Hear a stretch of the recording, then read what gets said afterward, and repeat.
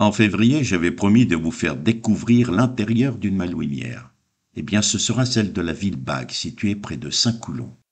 Tout d'abord, écoutons le propriétaire. Voilà, donc bienvenue à la ville Bague. Donc vous avez ici une malouinière qui a été construite entre 1710 et 1715 pour Guillaume Méon de la ville Bague. Sur le site de la malouinière figurent les jours et horaires d'ouverture avec plusieurs types de visites. En ce qui me concerne, j'ai choisi la visite prestige, laquelle commence par un super petit déjeuner copieux dans une salle magnifique.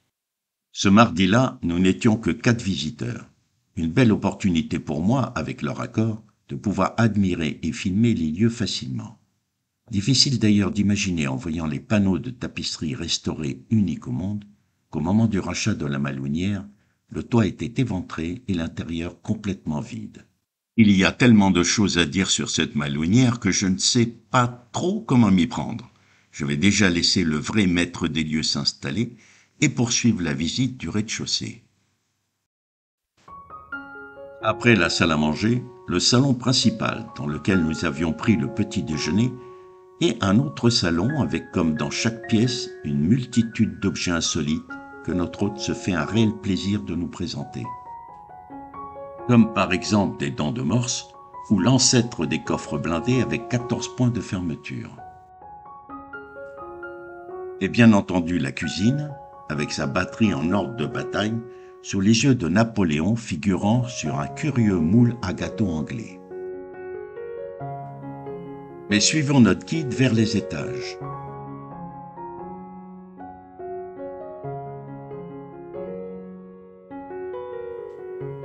Au premier, plusieurs chambres occupées par les membres de la famille, où j'ai volontairement choisi de rester assez discret.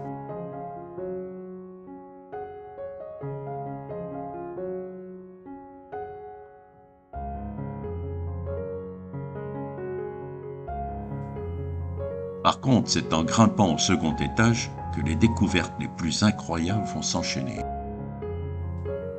Une succession de pièces remplies de mobilier, maquettes, tableaux et objets de toutes sortes qui en font un véritable musée ouvert, et où il serait agréable de passer des heures à détailler toutes ces merveilles.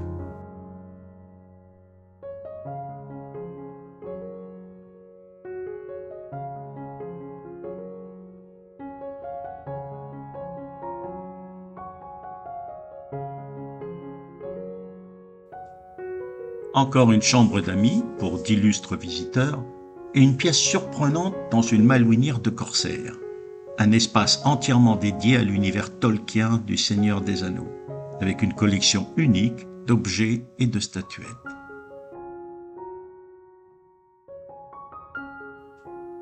Mais il est temps de redescendre pour aller faire un tour à l'extérieur. Donc passer de nouveau par le vestibule et prendre le temps d'admirer la figure de proue et la magnifique horloge hollandaise. Le portail principal du site, le vrai, celui réservé aux propriétaires, lequel donne accès à l'entrée de la malouinière. Ensuite, direction la chapelle, elle aussi complètement rénovée et qui rassemble régulièrement quelques fidèles. Enfin, pour terminer la visite, le fameux pigeonnier, symbole de la richesse et de l'importance des propriétaires de l'époque. Voilà pour cette malouinière de la ville Bague. Merci à mon hôte pour cette super matinée et je vous encourage fortement à venir visiter cette demeure. À bientôt pour une autre balade.